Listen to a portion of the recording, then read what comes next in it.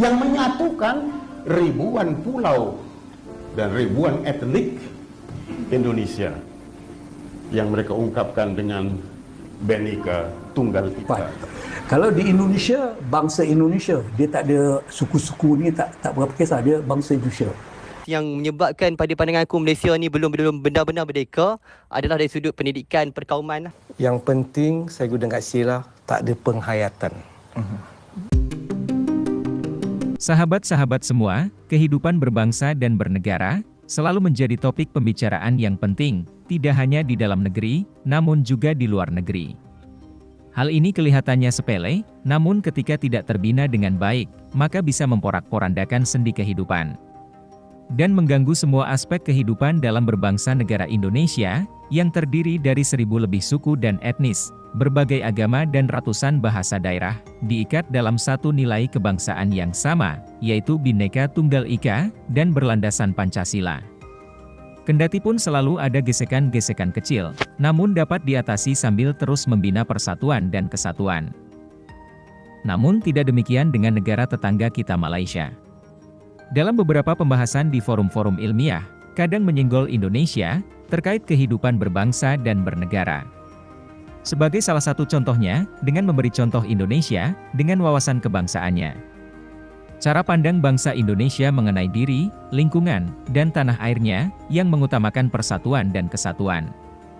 Serta keutuhan negara yang dilandasi Pancasila, Undang-Undang Dasar 1945, Bhinneka Tunggal Ika, dan Negara Kesatuan Republik Indonesia. Inilah yang membedakan Indonesia dengan negara lain. Jati diri secara ras, golongan agama, dan kebudayaan boleh berbeda, namun dalam jati diri berbangsa negara, hanya satu sesuai Sumpah Pemuda. Indonesia tanah airku, tanah tumpah darahku, satu nusa satu bangsa, yaitu bangsa Indonesia, dan berbahasa satu, yaitu bahasa Indonesia. Tetapi bukan berarti bahasa lain dilarang, silakan mempelajari dan menggunakan bahasa lain, namun dalam berkomunikasi antar rakyat Indonesia yang berbeda suku, bahasa Indonesia menjadi bahasa persatuan negara. Adakah Malaysia ni benar-benar merdeka? Bagi saya, Malaysia belum lagi capai kemerdekaan. Awak pula? Aku rasa macam masih belum merdeka sepenuhnya. Gitu. Lepas kita tengok video tu, itukah merupakan aspek yang menyebabkan Malaysia ni benar-benar belum merdeka? Okey, pada pandangan aku lah kan. Ya, pegang mic dulu. Okey, secara peribadi, pada pandangan aku lah kan. Lepas tengok video tadi, aku perasan yang benda yang paling jelas yang menyebabkan pada pandangan aku Malaysia ni belum benar-benar merdeka adalah dari sudut pendidikan perkauman lah.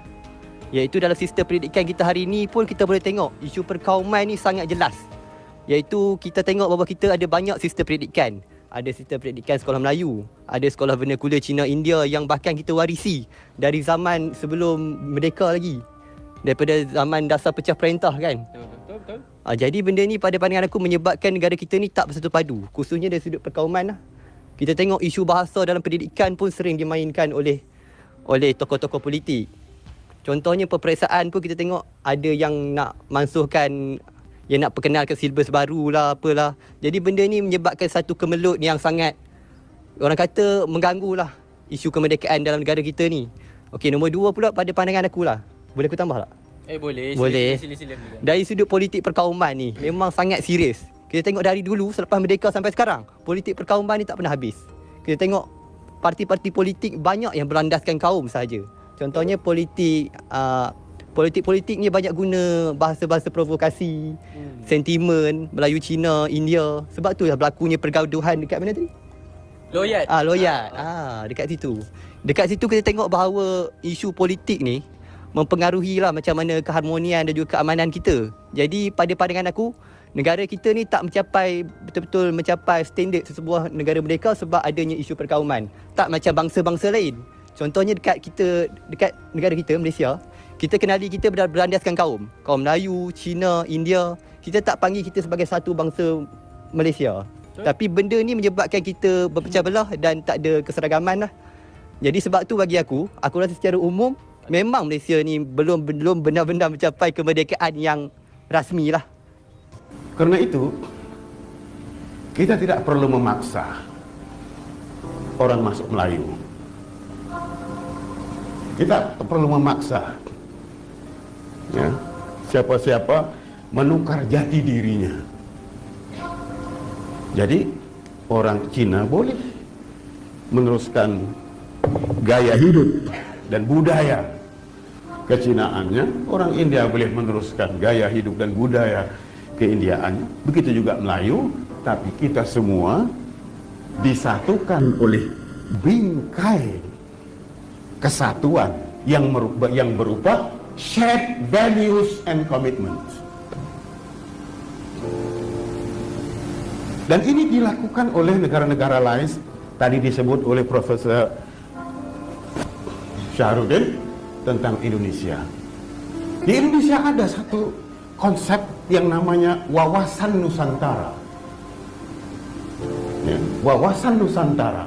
Ini adalah shared values and commitment yang menyatukan ribuan pulau dan ribuan etnik Indonesia yang mereka ungkapkan dengan Bhinneka Tunggal Ika. Jadi kita masih boleh terus terokai, ya, terus terokai the shared values and commitment ini. Jadi saudara sekalian, itu yang kita maksudkan dengan kepelbagaian dalam bingkai kesatuan untuk menjayakan, ya, impian, ya, bangsa Malaysia. Peringkat awal tadi juga saya telah berkongsi sedikit sebanyak tentang perjalanan untuk penyatu paduan. Sekarang ini dah bermula pada 1949, lama dulu, sebelum merdeka lagi. Namun ada juga yang menyatakan ianya masih belum berbekas. Namun kalau kita perhatikan juga dengan perlembagaan persekutuan juga, telah termaktub segalanya. Kenapa ia masih belum berbekas di dalam hati, jiwa, roh sanubari 30 juta rakyat Malaysia? Yang penting saya guna kat sila tak ada penghayatan. Perpaduan kesatuan negara bangsa atau mewujudkan negara bangsa Malaysia ini berteraskan kepada perlembagaan dan hukum negara. Tapi sejauh manakah rakyat kita berbuat demikian? Sebab itu saya rasa dalam hal ini penghayatan kita kepada negara dan untuk membina satu jati diri, kekuatan jati diri kebangsaan amat kurang. Bila ada jati diri kebangsaan, maka rasa cinta pada negara, patriotik, saya rasa ini pun kurang. Jadi adalah menjadi cabaran kepada kita, kerajaan sekarang, supaya dapat memikirkan satu gagasan jati diri kebangsaan ini.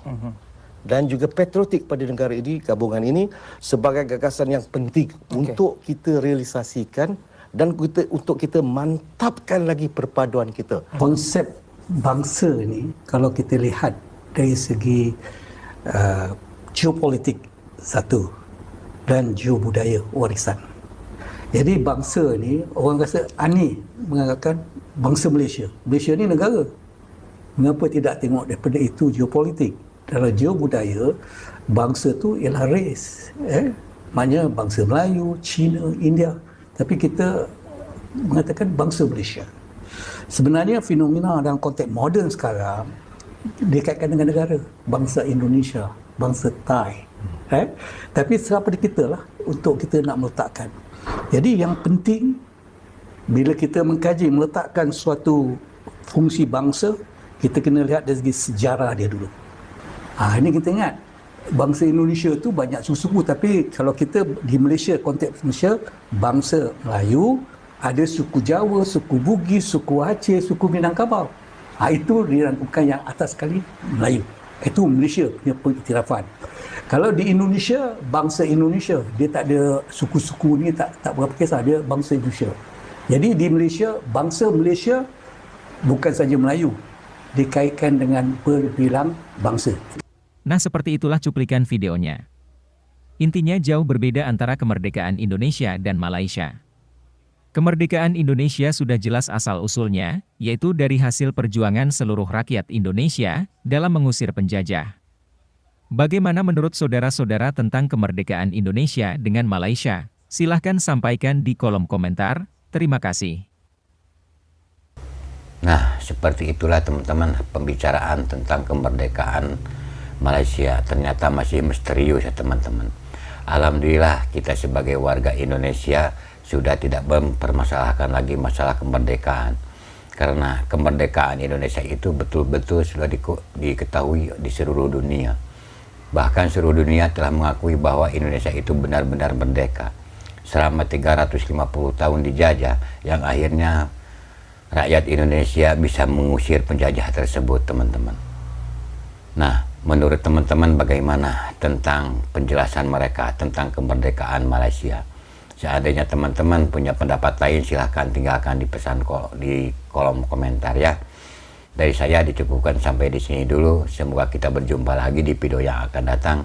Wassalamualaikum warahmatullahi wabarakatuh.